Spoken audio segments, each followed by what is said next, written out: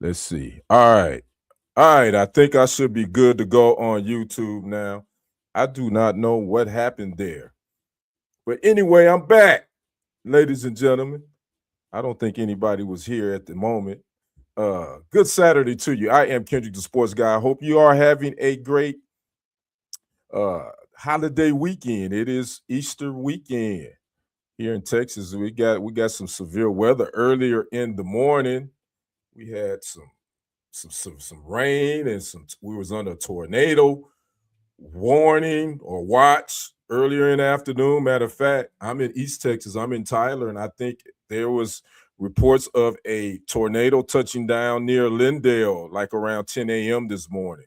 So we had some severe weather going on, but it's cleared up now. Just it's cooled off a little bit, but it's all good in the neighborhood. So again, I'm Kendrick, the sports guy. I hope you all are having a great Saturday. Again, Easter weekend. I know everybody's probably got their Easter attire, getting their Easter dinner together, this and that and whatnot. So I decided to go live tonight. At first I wasn't going to, but man, we had some action on last night. We had some action. We're gonna talk about that. But before, I want to see if I'm gonna get a few people to come in and check this out. When you come in, make sure you click that like. You like this live stream. Make sure you share it to all your social media platforms.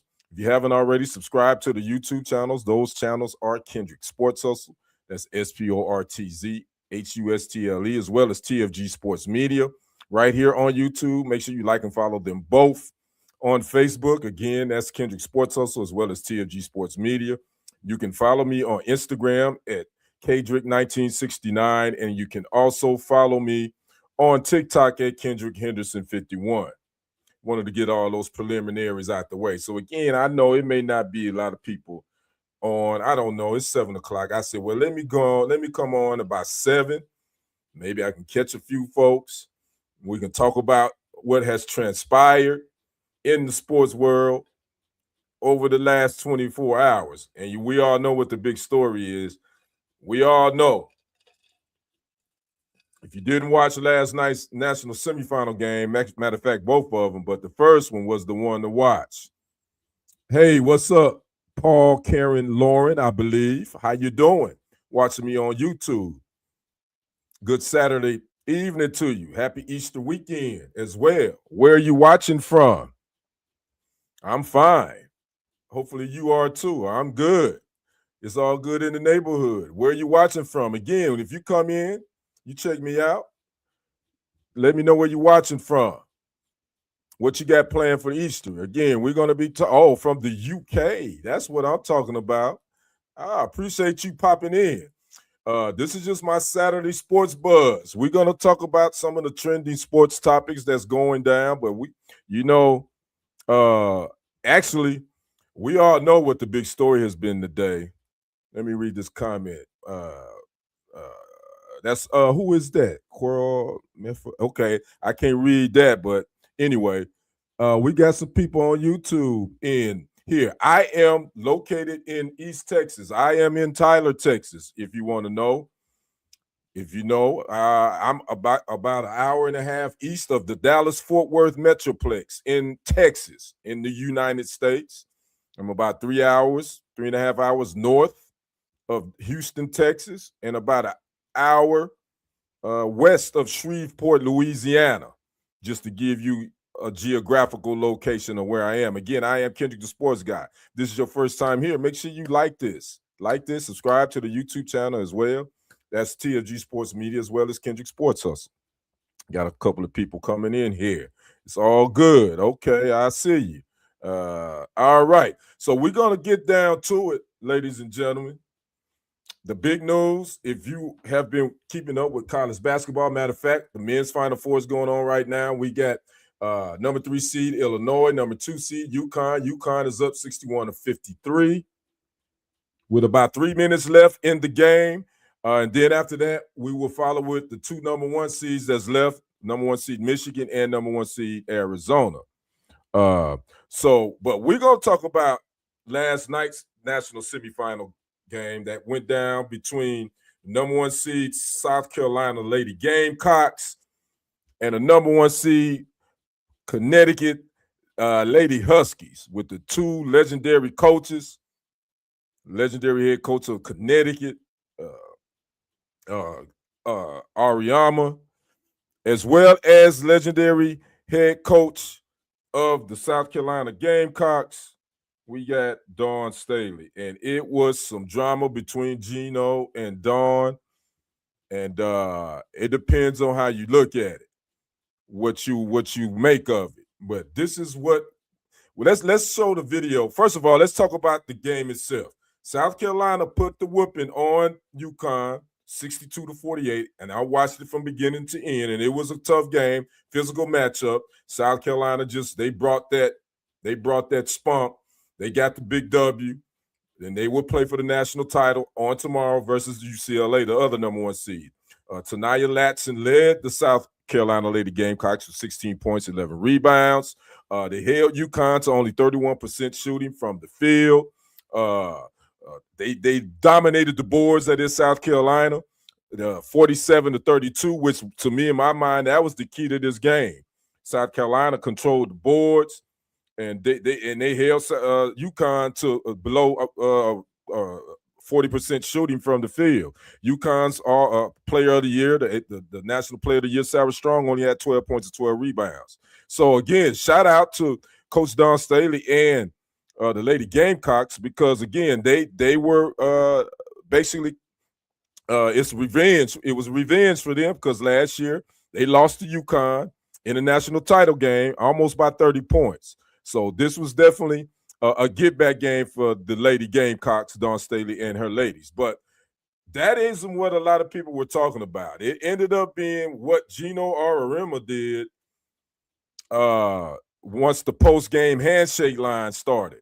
If you missed it, I got some of the video, courtesy. Getting into it a little bit on the sideline as Geno has to be held back.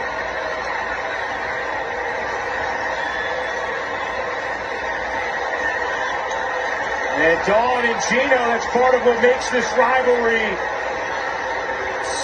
such a compelling one,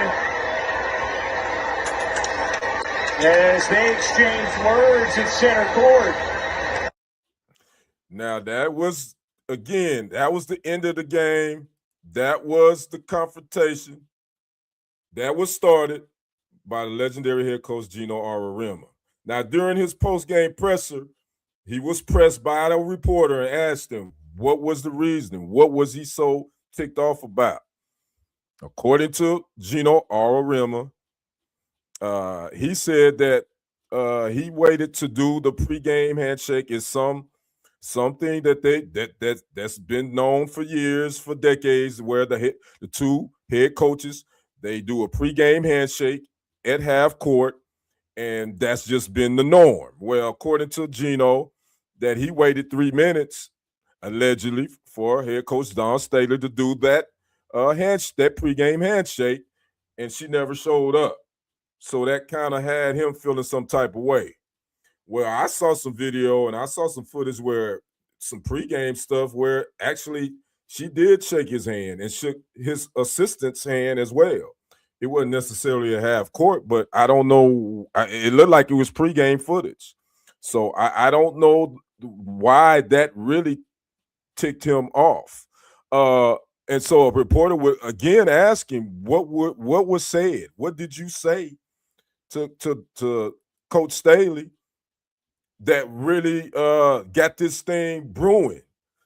And he tap danced around it, and he would not ever respond and tell the reporter exactly what he said to head coach Dawn Staley during the post-game handshake line.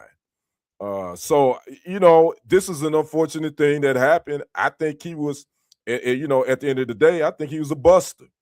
And I said this. I think his sportsmanship, he took all the focus off of not only South Carolina, but he even took the focus off his own team because of his antics, and he feeling some type of way.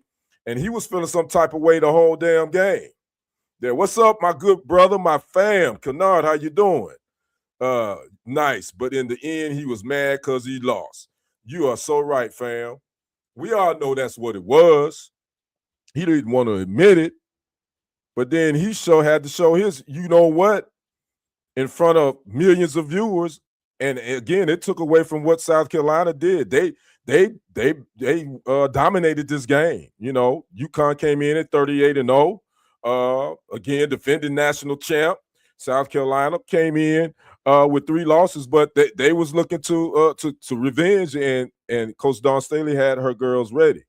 So again, now if you watch the game during the halftime interview, I think that was what's her name? I can't remember her name. With ESPN, Holly Rowe, I believe is her name, the sideline reporter. She interviewed Auriemma, and he was bitching and complaining about not getting fouls and the physical play, and really talking about how Dawn Staley allegedly was talking bad to the referees and how she was getting away with this. So I already knew he was already feeling some type of way at halftime.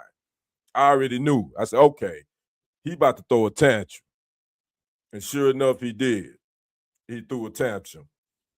And at the end of the game, and it's unfortunate because it took all the focus off of. There's now Dawn and Geno getting into it a little bit on the sideline. South Carolina. As Geno has to be held back.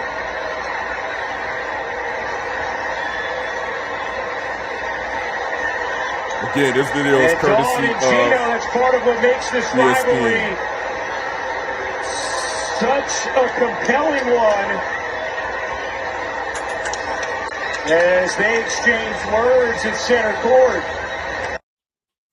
Again, now he should feel like the biggest ASS on today. And speaking of today, check out this. Guess what? We got the after game apology. We knew this was coming, right? We all knew this was coming. So Geno Auriemma issued a statement, and I don't think it was from him. I think he was his school, UConn. I think it came from the athletic department. I don't think he wrote this. He was made to make a statement, an apology, and here it is. And I quote, "There's no excuse for how I handled the end of the game versus South Carolina. It's unlike what I do and what our standard is here at Connecticut. I want to apologize to the staff and the team at South Carolina. It was uncalled for in how I reacted.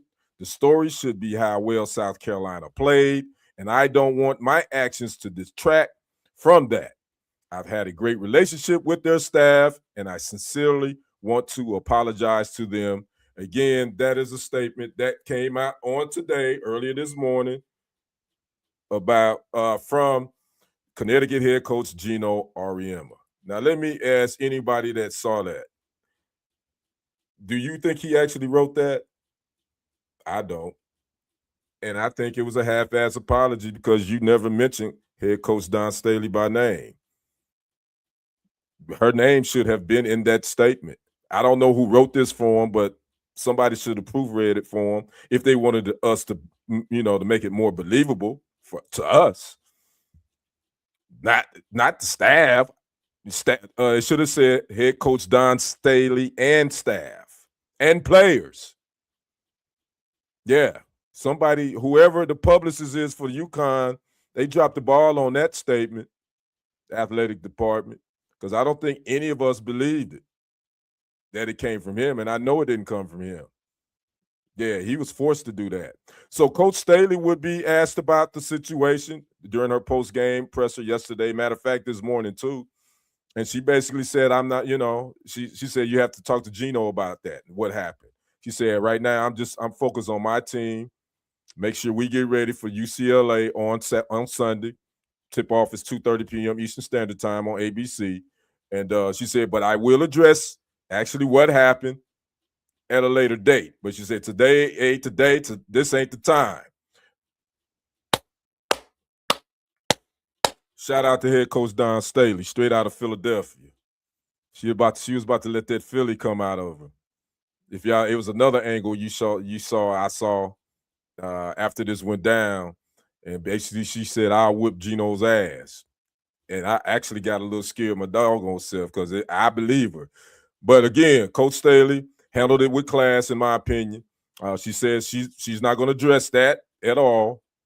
but she will at a later date. And I applaud her for doing that, to try to bring the focus back around to her team, who, by the way, are playing in a fourth national title game in the last 5 years. They made their sixth consecutive Final Four appearance again, and they're looking to make it four. They already got 3 national titles under their belt. Won it in 2017, 2022, and in 2024. So again, unfortunately, the Lady Gamecocks performance got overshadowed by the opposing head coach. Erratic behavior. I ain't gonna say erratic. He didn't get what he wanted, and he threw a tantrum like a big old baby. That's what happened. So does this put a stain on him as a coach, as far as his legacy? I don't know if it puts a stain, because I think we all would still say Geno Auriemma, if we was making a Mount Rushmore of women's college basketball coaches. He's definitely still on that Mount Rushmore. But I think it definitely it make you look at him a little different. But again, there has been rumors that he's been somewhat difficult and arrogant to work with anyway. I read some an article earlier today that he and the late great Pat Summitt, peace be upon her, University of Tennessee, legendary women's basketball coach, they didn't see eye to eye a lot of times. It was a big time, yeah. So that was said, and then obviously the relationship with he and Dawn Staley. I was reading that. I mean, they are cordial, but their relationship is somewhat isn't all that either. It's very competitive, and I get that. So again, I don't know what to say. All I know what to say, he looked like a bust on that, and that apology was basically a slap in the face to head coach Dawn Staley, in my opinion. Anybody that's watching, I'd like to know your opinion on it. Talk to me in the comments. Let's chat.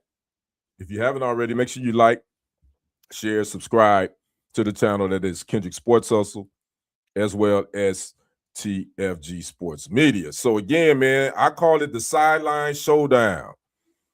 That's exactly what it was.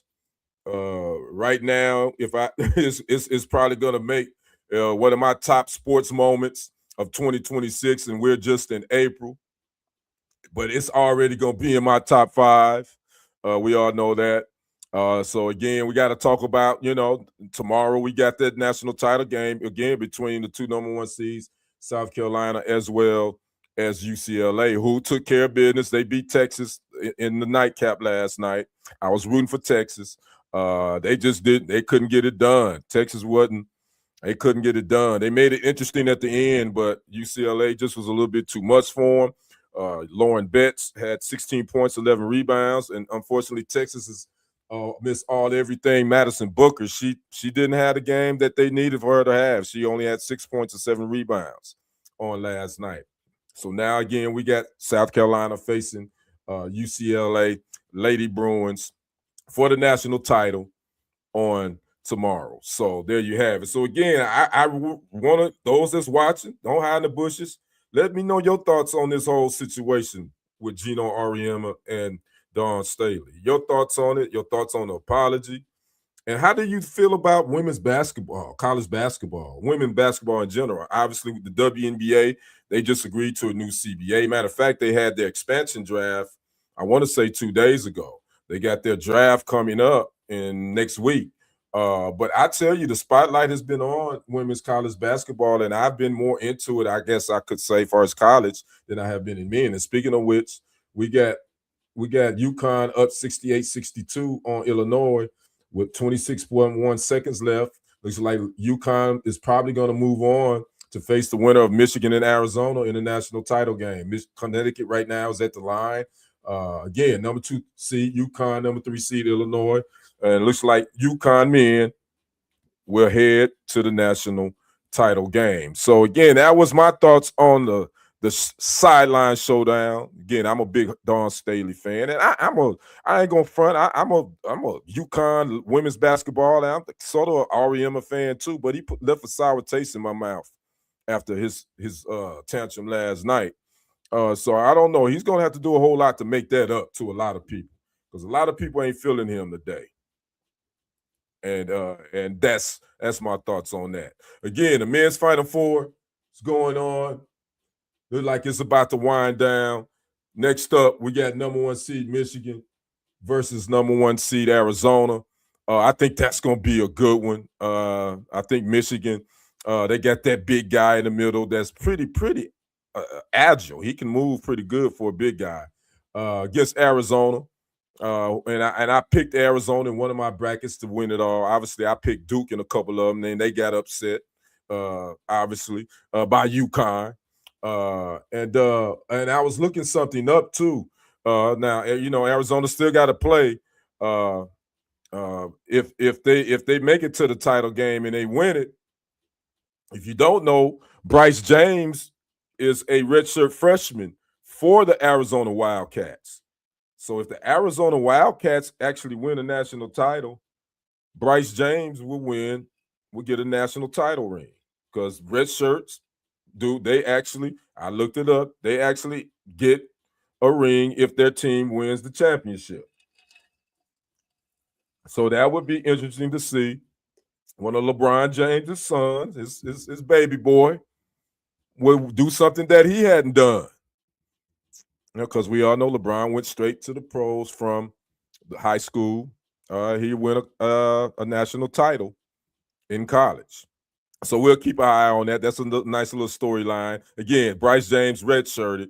I think he maybe played in a couple of games this season. I'm not quite sure. I didn't watch a lot of Arizona Wildcats basketball, but I do know he did redshirt. And so again, if the Wildcats make it to the title game and win it, Bryce James will receive a national title ring. So let's move on to our next topic at hand. Let's talk. We're going to stay in basketball. I don't know if this one kind of snuck under the radar. The Naismith Basketball Hall of Fame 2026 inductees were named. And it's a list that may surprise a lot of people. Not as far as the women, I don't think. That's going in. That would be inducted later on in this year. Here are the names. Candace Parker, Elena Deladona, Shamik Holdsclaw, Amari Stoudemire, Mike D'Antoni, Joey Crawford, who was an official in the NBA for decades, Doc Rivers, and Mark Few, who is the head coach of Gonzaga or Gonzaga, however you want to say it, tomato. So those are the 2026 Naismith Basketball Hall of Fame inductees. Now, you always got to explain this to people that the Naismith Basketball Hall of Fame is not just the NBA. It's your total basketball career in totality. It's from your high school years, your college years, your Olympic years, and the NBA, even, those that played overseas or foreigners, they're it's in your totality. So it's not just the NBA. It's different than the NFL Hall of Fame. NFL Hall of Fame is strictly NFL in Canton. The Naismith Basketball Hall of Fame is your basketball career in totality at all levels. So yeah, I'm not surprised. Candace Parker definitely should be in there. I believe she was a 2-time WNBA MVP. She's won 3 titles with 3 different teams in the league with the Sparks, with the Chicago Sky, and with the Aces. She was an Olympic champion. She played for the legendary again, the late Pat Summitt. I think she won 2 national titles with Tennessee. So definitely Candace Parker resume. One Olympic medalist too. Candace Parker, hands down, and she was cold. Cold. One of the coldest women to ever play the game. So she's going in, as well as Shamik Holdsclaw, another Tennessee lady volunteer who played for the late Pat Summitt. I think she was on that team that won 3 in a row national titles under Pat Summitt. That is Shamik Holdsclaw. She's going in. One of the original women to make the WNBA what it is. And she was on that 96 Olympic team, women that won gold. I think they've won gold like the last, 10, 11 Olympics. That is the U.S. women's team. So Shamik Holdsclaw is long overdue. She's one of the women that paid the way for the WNBA. I can go back to the Houston Comets, who, by the way, now is getting a new team, getting a new old team. The Connecticut Sun has been bought by the owner of the Houston Rockets. So the Connecticut Sun will relocate next season and will become the Houston Rockets again, or the Houston Comets, I should say. Excuse me. And I didn't know. I never understood why the Houston did not have a WNBA team again anyway. So we all remember that team with Cheryl Swoops and Cynthia Cooper and Tina Thompson, and the late Kim. What was the point guard name? She passed away from brain cancer. She was a dog at that point guard position. I can't remember her first name was Kim. I can't remember her last name now. I know if my brother from that would live in H Town, if he was watching Charles, he would definitely know.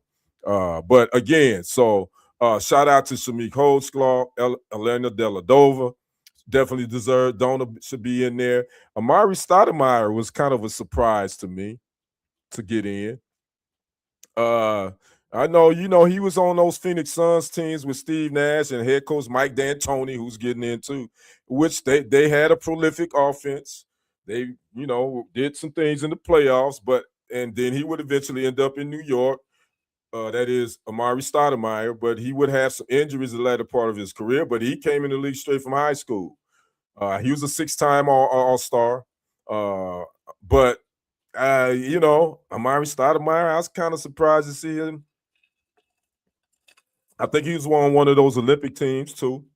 I was kind of surprised to see him get in. But again, I will say this again. The Naismith Basketball Hall of Fame is about your basketball career in totality. It's not just the NBA.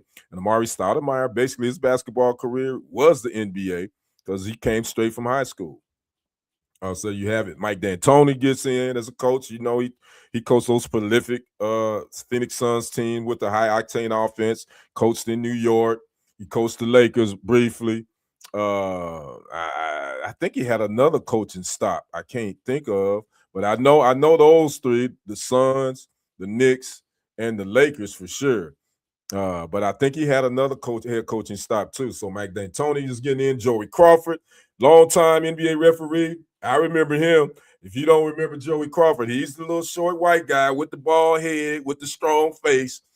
He was very animated. I remember Joey Crawford. I think he was one of the lead refs in the NBA for decades. He had a hell of a personality. So he's getting in. Doc Rivers is getting in. I'm as a player and a coach, he played with Dominique Wilkins down there in Atlanta when those Hawks teams couldn't, they was making noise, but they couldn't never really get past the Boston Celtics in the playoffs, But Doc Rivers was a solid point guard. Then he would eventually get into coaching, coached Orlando. I think he would take them to Eastern Conference Finals, but then they would lose, and then he would eventually move to Boston, where he would win a chip in Boston. Then he would get traded to the LA Clippers, become a coach there. He was there behind the Lob City. That time of with Blake Griffin and Chris Paul, DeAndre Jordan, and all those guys.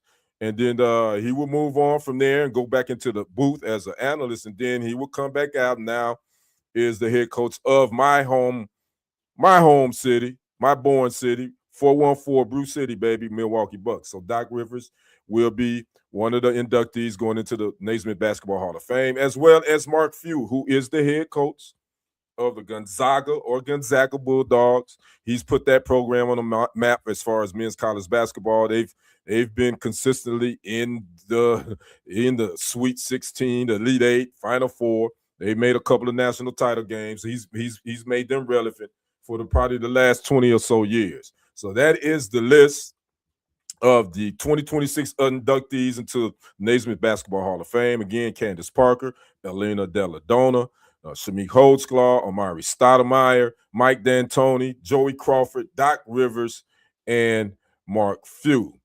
So there you have that. So again, I am Kendrick, the sports guy. Good Easter weekend to you. I hope everyone is having a good one.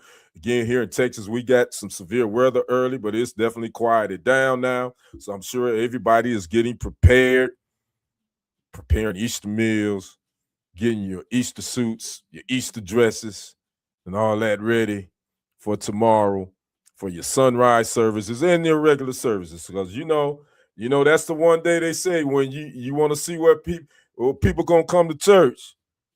You know they coming on Easter, so they can show off the new threads. Then after that, you ain't gonna see them again till probably next Easter. That's what they say. I don't know. So again, so I'm sure we're gonna have that in the good old Easter meals. You know, I don't know what is the traditional Easter dinner. I think, isn't it ham? I don't really eat ham like that anymore. I believe it's ham. Ham is like the traditional Easter, as far as the main course. Obviously, the other sides. I don't know. Somebody holler at me in the comments. What is the traditional Easter dinner? Is it? I think it's ham, or is it roast or something? It's something like that, somewhere around there. So there you go. So I'm sure people will be getting that ready here in the next minute. So let's move to our last sports story for tonight. Then I'm just gonna kind of go with the flow, talk about some stuff maybe not necessarily in sports. We got to talk about the Cane. That's what his fans call him. A lot of people call him the Cane. Lakers LeBron James. Speaking of which, before I get to this, the Lakers are dealing with some injury woes, ladies and gentlemen. To my Lakers fans out there, it was some news that just came down about an hour ago that Lakers guard Austin Reeves, he has a left oblique muscle injury that I guess he suffered last night, and he is out for the rest of the regular season. And as far as his playoff status, that's going to be one of those things that's going to be week to week. So Austin Reeves joins that injury list because if you didn't know, Luka Doncic, Laker All-Star guard, he is out for the rest of the season as well with a left hamstring injury that happened a couple of nights ago. He's done for the regular season, and his status for the playoffs coming up is going to be kind of day-to-day or unknown as well. So the Lakers are dealing with some injuries issues at the wrong time of the year. Again, the playoffs is going to be starting here in a couple of weeks. And two of their major components when it comes to putting the ball in the bucket, they are going to be in street clothes. So head coach J.J. Redick is going to have to figure out, because we know LeBron James, he can still play at a decent level. He can still give you 20 at 41 years of age. But you definitely want to kind of keep, watch his minutes. You don't want to have him playing 36 to 37 minutes per night. And so that's going to be a key for this Lakers team, man. I think they right now sitting in the 3 seed, I want to say, in the West. So they're sitting pretty good, but these injuries that came out at a not so great time for them. And speaking of LeBron James, man, he's catching heat. I didn't really catch on to this story until really like an hour ago, because I really wasn't paying attention. I really don't pay a whole lot of attention to the NBA, ladies and gentlemen, and I love basketball. I'm an MJ guy, most people know. That's my GOAT. I didn't say he was the GOAT. I always put that disclaimer. He is my GOAT. So I don't really follow a team. I follow players, and Anthony Edwards is probably my favorite player to follow in the NBA, to watch, that is. And Ja Morant is still there, but he's been off and on. I like to watch Luka as well. Kyrie is my favorite to watch too. So those are kind of my favorites to watch. But LeBron James, I don't know if he stuck his foot in his mouth or is he just reiterating what some other people have said about the city of Memphis. Memphis has been catching strays for some reason, and I don't know why. They got great barbecue, home of Stax Records. Some great music coming out of there. 8Ball and MJG, one of the dopest rap duos of all time, in my opinion. I don't know why Memphis get a bad rap. But according to, Stephen A. Smith, a couple of months ago, went in on Memphis too. And he caught some flack. He caught some hell from Memphisites. I don't know if that's correct, but I've just made that up.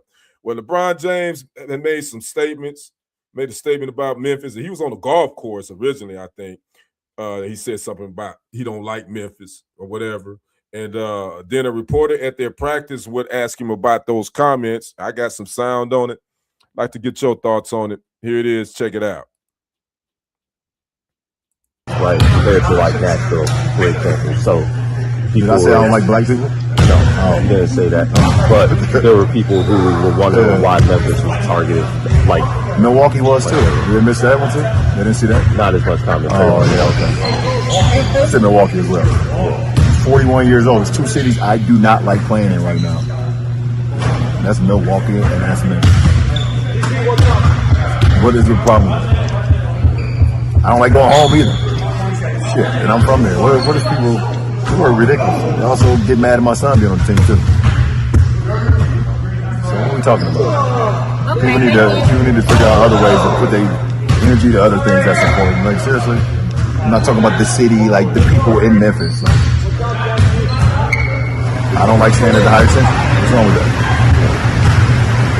What's wrong with that? Nothing. What are we talking about? What are we talking about? People need to shut the hell out. Again, that was LeBron Ramon James Sr.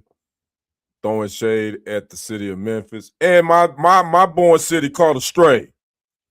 Why the hell did Milwaukee catch a stray, LeBron? We ain't had nothing to do with this. 414 caught a stray for no doggone reason, LeBron. I don't get it. You say you don't like Milwaukee either. But damn it, Milwaukee got some damn good corned beef. Don't be talking about my born city like that, LeBron James. Yeah. Don't nobody like Cleveland either, LeBron. Which Akron is technically is your born city. But in fairness to LeBron, he said he don't even like his home city either. I wonder how the Akronites feel about that comment. LeBron said he don't like Memphis because I think it's they don't have the hotels for them. They don't have the good hotels for them to stay when they come in and have to play the Grizzlies. I think it's just, man, come on, man. Why you ishing on a city? Yeah, it ain't like you there for 30, a week. You're there for what? Playing a game, you there maybe 24 hours at that? You're not unless you're playing a back-to-back. Why are you ishing on Memphis? Why is Memphis catching strays? I don't get that. But again, a lot of people's giving LeBron heat about his comment about Memphis. And again, Memphis has been catching heat. Again, I said the last year, I don't understand why people don't like Memphis. I know the city of Memphis I ain't gonna say pretty well, but Memphis has always been a part of my family. I would say this because I grew up Church of God in Christ, since this is Easter weekend, and the national meetings, since I was born, when I was born, I always remember the national meetings were in Memphis, Tennessee. They moved away a couple of years ago to St. Louis, but I think it's back in Memphis now. But I just remember going to Memphis as a little shorty, at the Kojic convention. And Memphis was always I just from what I remember, Memphis has always been a pretty dope city. I know, all cities have their issues. Let's go and keep it funky. I know there's probably the crime issue, but I mean, you can go to any city and you're gonna find that. I don't know. I mean, I just don't get the disdain for Memphis. And he's not the first NBA player to say this about Memphis, which, by the way, the Memphis Grizzlies were originally the Vancouver Grizzlies. They were in Vancouver first. And the NBA decided to give Memphis a team. So my thoughts on LeBron ishing on Memphis, I think it's, that's his opinion. He feel how he feel. I don't think it's fair to the city of Memphis and those that live there. But if that's his opinion, that's his opinion. I ain't gonna rake him over the coals. But he ain't have to shoot no stray at my born city. Milwaukee ain't had nothing to do with this, Playboy. Yeah, I got to take up for the 414. My fam's still up there on my pop side, and some on my mom's side too that still live in the Milltown too. So the only thing I don't like about Milwaukee, Well, about the North in general is the damn winters. I can say that for a fact. I cannot stand cold weather. There's no way in hell you can have me visiting Milwaukee during the wintertime. It ain't happening. I don't care how much my family say, hey, man, when you come to visit, I'm going to tell you when I ain't. I ain't coming in the wintertime. That's for doggone sure. So there you have it. So again, I'm sure there's going to be more talk about that. I've been seeing a couple of content creators on YouTube do their thing, commenting and giving their take on this whole LeBron James Memphis comment. And like I say, I think he originally made this when he was out playing around a golf with a couple of buddies who were of the other persuasion.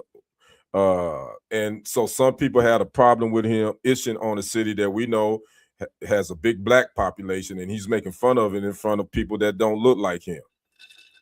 Now, I got a problem with that. It's kind of like when you have a family member in your family and you know that they have issues and you talk about that family member around family, but you damn sure don't talk about that family member in front of somebody else that ain't family. Or they try to talk about that family member and they ain't family because they'll catch it. Nah, you ain't doing that. Now, you ain't going to be disrespectful like that. Only we can talk about our family member, but can't nobody else do that. I think that's why some people had an issue with LeBron James talking about the city of Memphis. He was doing that in front of people that doesn't look like him. And we all know the population makeup of Memphis is predominantly black, and he's making fun of it and basically saying that it's a ish city. So, yeah, I got a problem with that. I don't think that was cool. And then they said, I didn't see the video. I'm just going on allegedly what's been said, that he kind of changed his voice to kind of talk like he was more proper. Now, I got a problem with that. Now you're tap dancing a little bit, if that was the case. Again, I didn't see the video. I don't know if that's the case with LeBron, so I'm not going to go into owning too hard. But if that's the case, man, that ain't cool. City of Memphis ain't did nothing to nobody. Yeah, like I say, one of my favorite rap duos is out of Memphis, 8Ball and MJG. Matter of fact, I think Glorilla's from Memphis too, if I'm not mistaken. She's grown on me as well. And I think K. Michelle is from Memphis with her singing self. She done changed her face up. I don't know who's hell. Is that K. Michelle or Michelle K? She don't even look the same no more. I'm like, this ain't is this the K. Michelle that was on the Real Housewives of Atlanta? Oh, no, Love and Hip Hop, my bad. Love and Hip Hop Atlanta. Or who in the hell is this? Because she definitely don't look the same. That's for sure. But anyway, I digress. So, again, I wanted to come on and talk about, like I said, the hottest sports topic of this weekend thus far.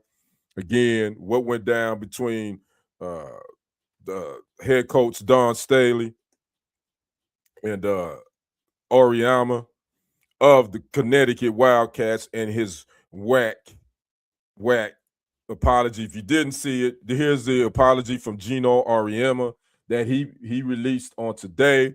I don't think he released it because it doesn't seem like it was him. I believe Connecticut Athletic Department made this and they left out some things on it. But anyway, if you missed it, here it is.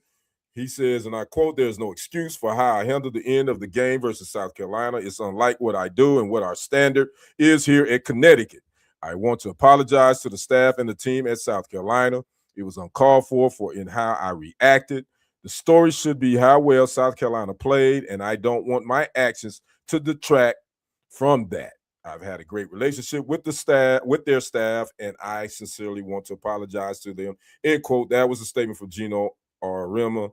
I'm messing his name up, but again, I don't mind. I should be messing his name up. But he never mentioned head coach Dawn Staley's name in that statement, and I think that's where the PR department at Connecticut definitely screwed up.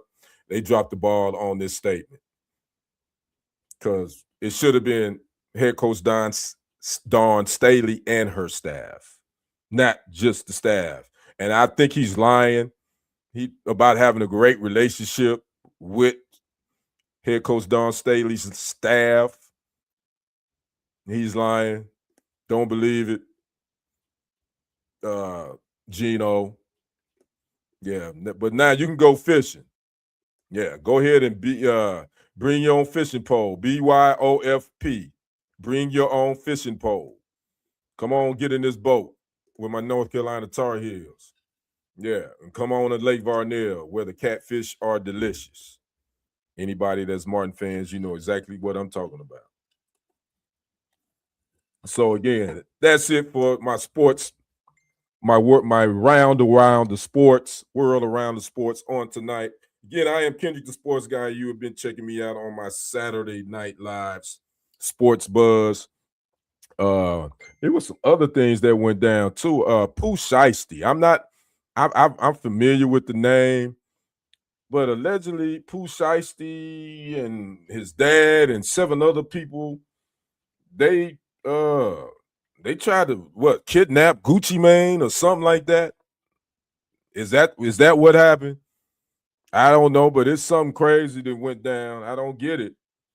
But according to reports, Pooh Shiesty just got out of jail not too long ago. So now he look like he's about to go back. He's allegedly tried to kidnap or something Gucci Mane and somebody else because he wanted to get out of a record deal. Listen, I don't know.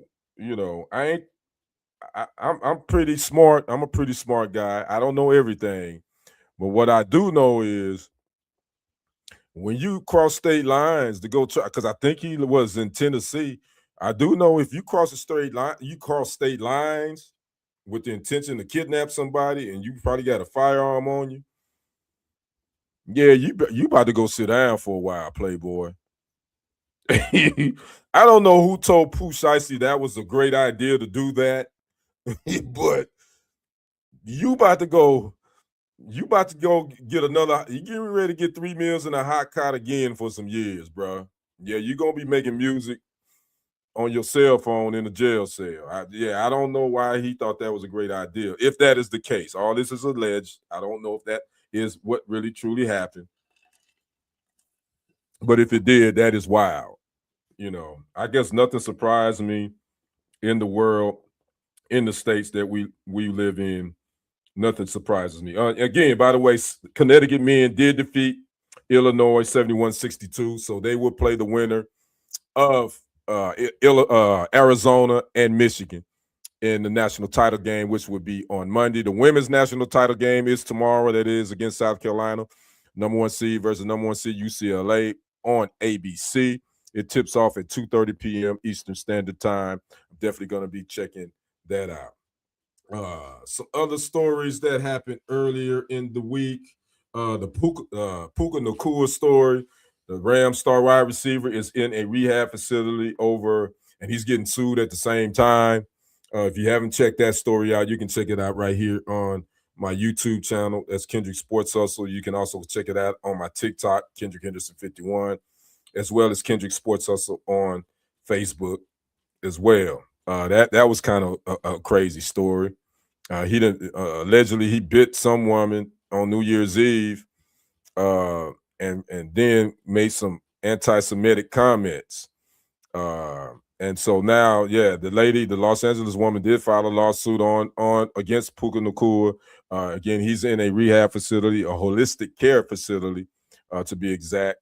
And we'll see what happens. According to the Rams organization, that he should be ready for their OTAs that take place here in the next couple of weeks. And hopefully he can get himself together. You know, the thing is, he was going to be up for a contract extension this season. That is Puka Nacua, who had a hell of a 2025 season, led the league in receptions with 129 receptions, was second in receiving yards with 1,713, and he had 10 touchdowns. So now that big extension may be on hold, may possibly for the Rams organization just because of this behavior. Matter of fact, a couple of months ago, he was on live and made some sort of anti-Semitic gesture as well that he had to apologize for. So again, the Rams may be a little bit may pump their brakes and say, whoa, we may not want to extend you because of some of this erratic behavior. You need to take care of your business and get yourself in order. So we'll see what happens with that, because we know now Jackson Smith and Jigba, he's reset the wide receiver market. He's the highest paid wide receiver, I think, in NFL history now. I think he's 42.1 million per season now, something along those lines. So now, here we go. So, wish the best for Puka Nacua. Hope everything pans out for him. Speaking of hoping things pan out, some people don't feel that way. I just saw earlier tonight, Tiger Woods has landed in Switzerland to go into a rehabilitation treatment center for his addiction. And I said when it went down last Friday, he was pulled over and was charged with a DUI. They found 2 hydrocodone pills in his pocket. He also said he was on the phone talking to Donald J. Trump too, and he was trying to change his radio dial. Okay, first of all, I didn't know people still listen to. Yeah, I guess we still listen to the radio. I think most people got satellite. Well, I'm sure I'm assuming he was listening to satellite, whatever, in his SUV. Tiger Woods probably need to stop driving at this point, especially SUVs, because he hadn't had a good history with them in the last couple of years. But again, the judge did grant his request to go out of the country to get do some rehabilitation for his drug addiction.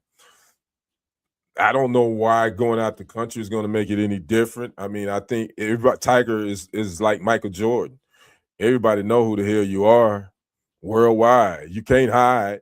Now, I don't know if he's trying to do that to be anonymous, but you ain't anonymous, Tiger. I mean, but okay, if you want to go overseas, the judge said yes, I say go for it. It is what it is. So that was one of the other bigger stories that happened on last week too. So again, I almost went an hour. I know I actually said I wasn't going to probably pop on here last weekend, but I was like, this story with Dawn Staley and Geno Auriemma, I said, I got to talk about that and get reactions from people that watch. But I did have a couple of people on YouTube pop in. That's what's up. My family, Kennard Vernon Stewart, popped in for a second. I appreciate you popping in, fam. Hope you have a happy Easter. Tell my cousin, Candace. Hope she have a happy Easter. Them little beautiful babies of yours too. I know y'all probably trying to get Easter eggs and outfits and all that together. So I know you probably busy because you in that Eastern time zone. So it's almost 9 o'clock. So, but again, fam, I want to thank you for popping in. We got to get together and do something. It's been a minute.